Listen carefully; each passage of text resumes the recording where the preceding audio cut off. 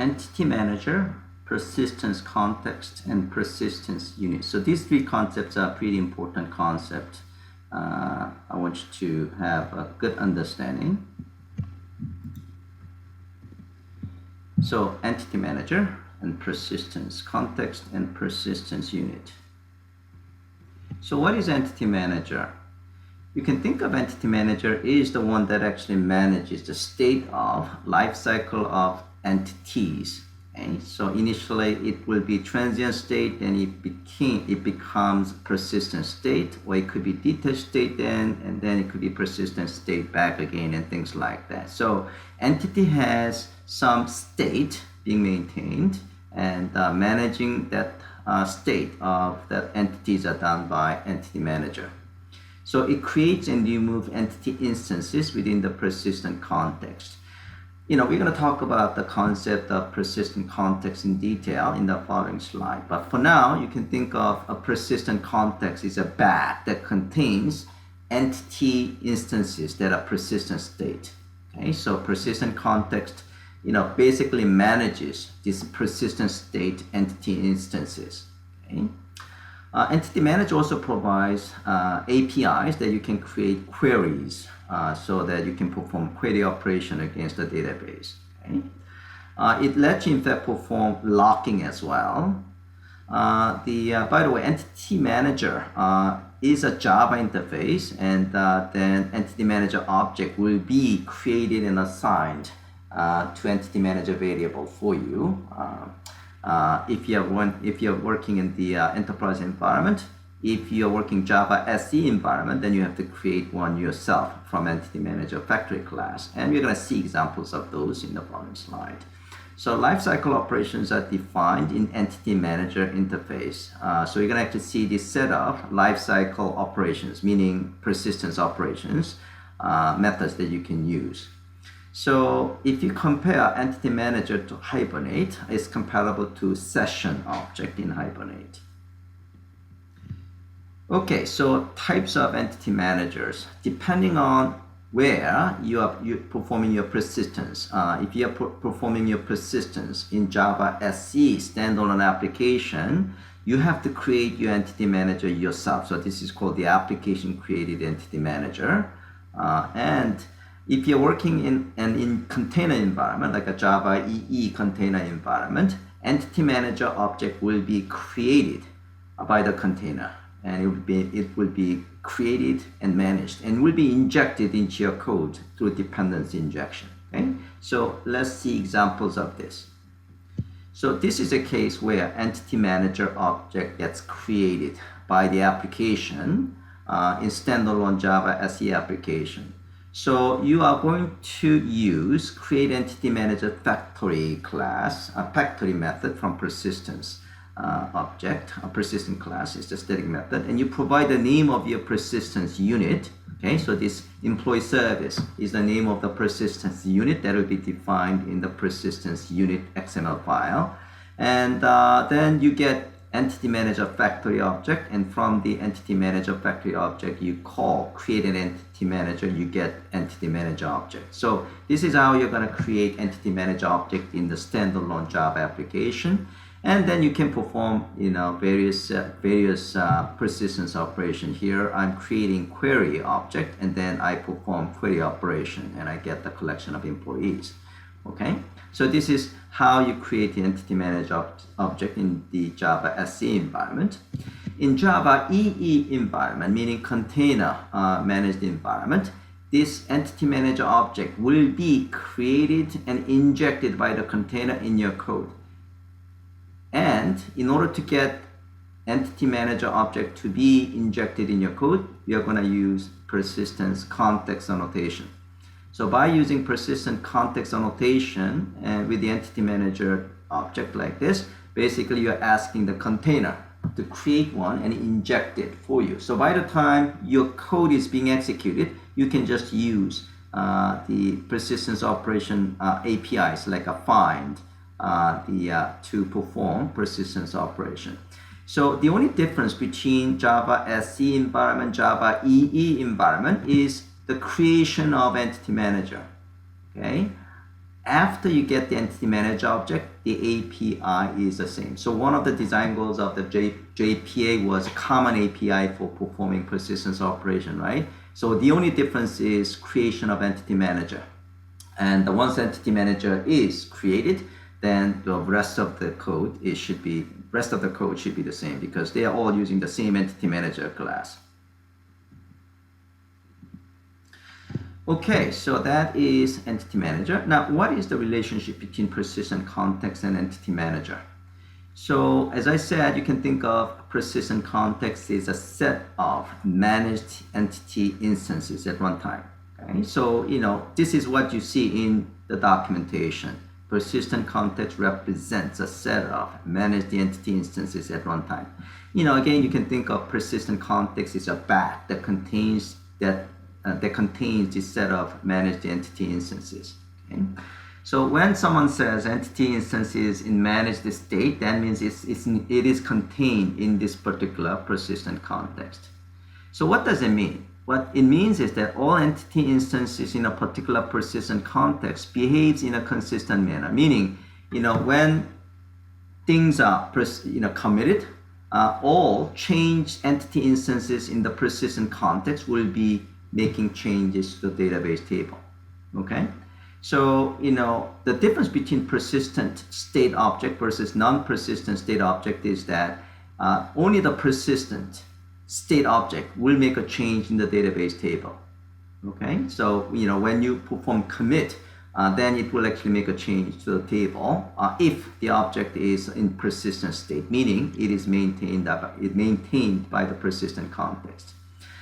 Entity manager is the one that actually manages this persistent context. So in order to perform persistence operations, you are going to use the entity manager, but you're basically working with the persistent context underneath.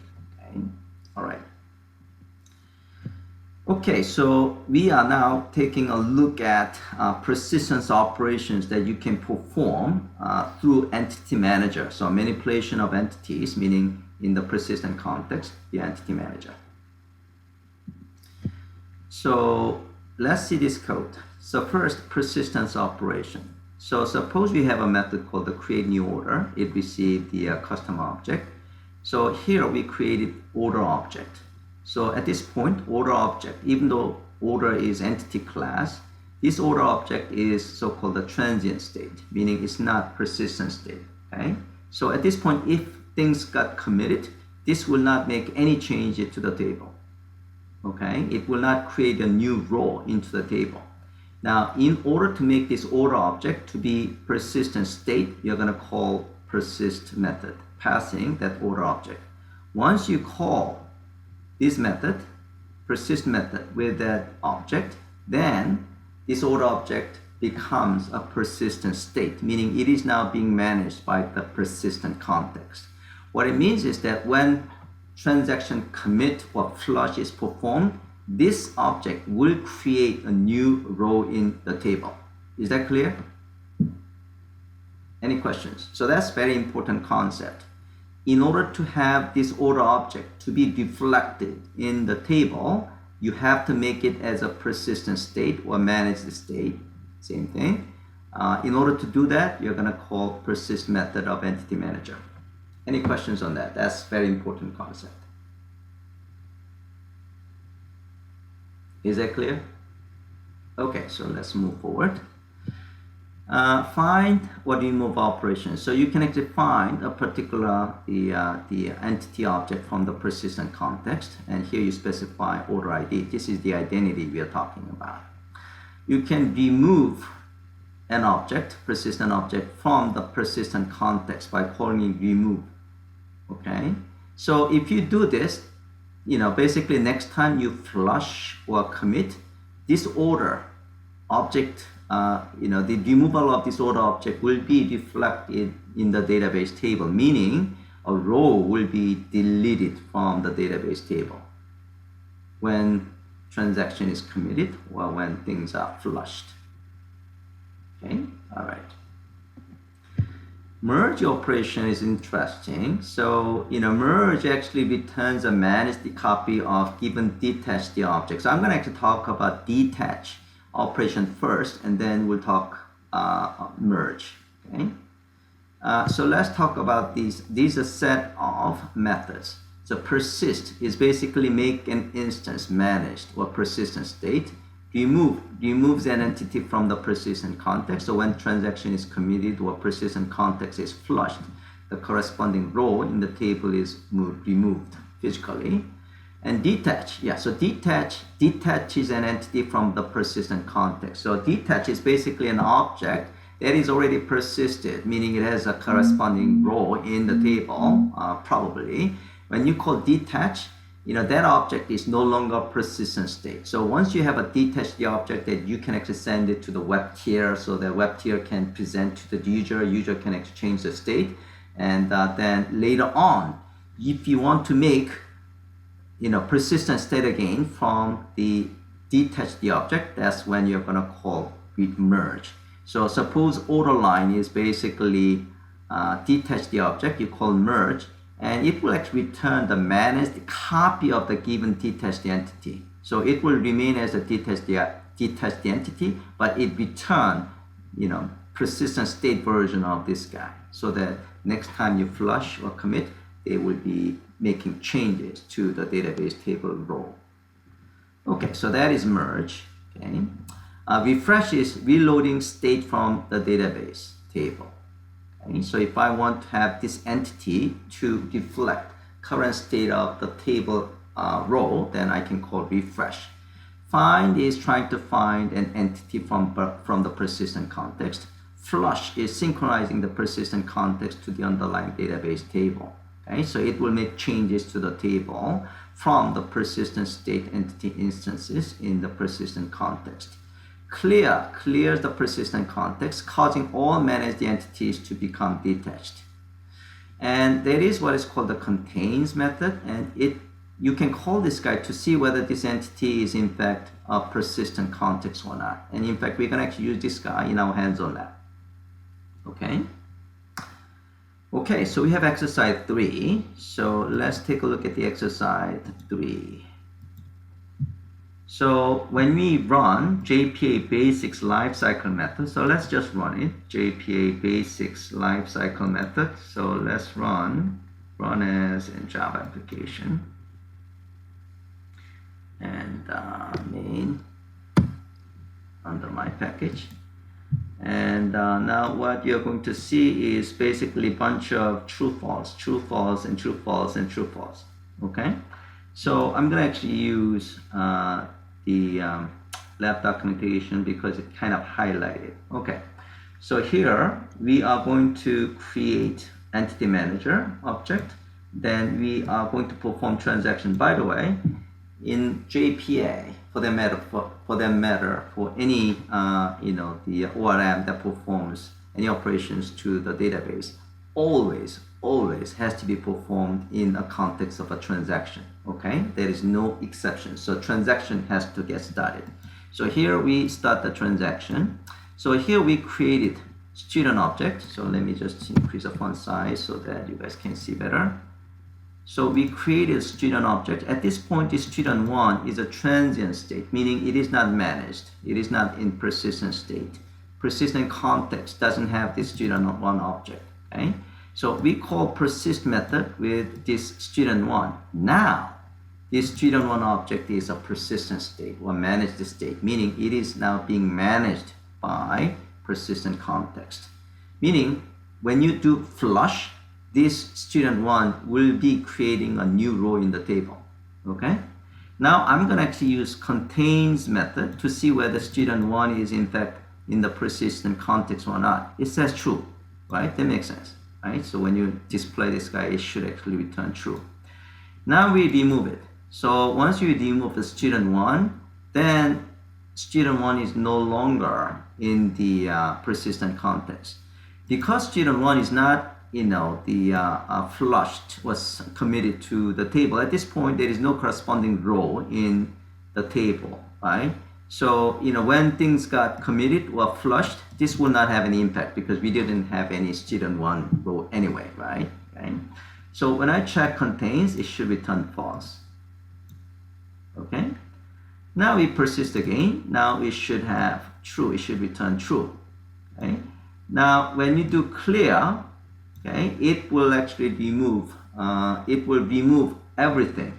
Okay. So when we do call contains, it should return false. By the way, at this point, student1 is the detached object. Okay. Now I can actually call the persistent again, and it becomes a persistent. Now when I do commit, okay, at this point, this student1 should create a new row in the students table. Okay, all right. So in fact, you know, the one exercise I want to try to do is basically you can just, you know, comment this code and see whether this contain, you know, it would add an entry in the table. Okay, maybe I will actually demonstrate that. Now let's actually try so we did commit. Okay, now when I try to see student1, it is still true. So this is in fact one of the differences between Java SE environment, Java EE environment. In Java SE environment, there is no correspondence between transaction and persistent context. In Java EE environment, transaction and persistent context has a one-to-one match. So if you run this code on the Java EE environment, this should not be in the persistent context anymore. However, in Java SE environment, persistent context still there, even if things got committed. Okay, so that's the reason you still have this one return true. Okay, here you can actually start the second transaction, and it's still true, and you know we can actually refresh, at this point it will actually get the student1 to retrieve the data from a database table. Now student1 should have the value from the table. Okay, then you perform commit. Okay. Now the second exercise is what would happen if you uncomment this code. Okay, so that is exercise 2. So exercise 2 is basically you are going to uncomment what would happen if you have the following code. Okay, so I want you to try that out. Okay, the last exercise is detach. By the way, detach is available from JPA 2.0. Okay, it wasn't available in 1.0. Okay, so here we are going to actually see how the detach works. So here we are going to detach the object. So we're going to call detach student1. All right, and so when we call student1 on contains, it should return false because student1 is no longer in the persistent context. Okay, now we're going to actually set the we're going to actually change the property of student1 object. So this is kind of reflecting this detached the object is sent to the web tier, and web tier is going to change the state of this detached the object. So I'm actually changing the value to, in this case, baptism. And now, suppose this object is changed in the web tier, and now it's actually sent back to persistent tier, and persistent tier wants to reflect in the table. So in that case, you have to actually merge it, meaning you have to actually change it back to the persistent state. So you can actually call merge with the student1 object, which happen to be detached the object. It will actually return persistent state version of the copy. So it actually returns student copy. So you can actually check student one. If you actually say student1, it is still not in the persistent context. However, if you use a student copy, it is in persistent context. Okay, so when things got flushed or committed, this student copy that contains a change is used to change the value in the table. Okay, all right. So I promised that I was gonna actually try the first exercise. So once you got the persistent, so let me actually try the life cycle here. First of all, let's actually delete, the table. So we are gonna actually, if you refresh the table, we are working with student, right? Yeah, you are working with a student. So I'm gonna actually delete student. So for now, if you actually see the student view data, you probably see a few okay, so there is nothing. All right, so maybe that was okay. So I'm gonna just delete this table so that we know things get started from scratch. In fact, I'm gonna actually delete everything. delete all the tables in the testDB database. Okay, all right, so there is no table. Now what I said was, in the main method, actually I should increase the font size so that you guys can actually see things better. Okay, so let me just increase the font size, and here I'm going to editor, edit, and let me increase the font size to 18, make it bold like this. Okay, so that's better. So let me just so what I said was, what the we're gonna actually do some experimentation. So I am going to just, I'm gonna just remove all these guys until we commit.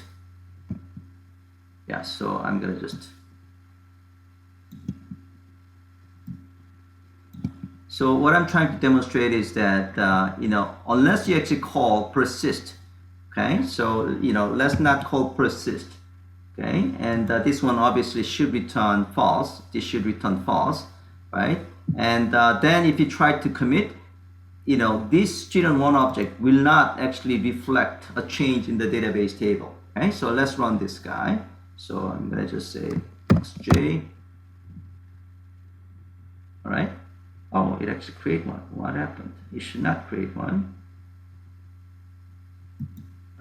Maybe I didn't save it. Okay, so let's remove. So let's refresh, and again, I'm gonna just delete this table.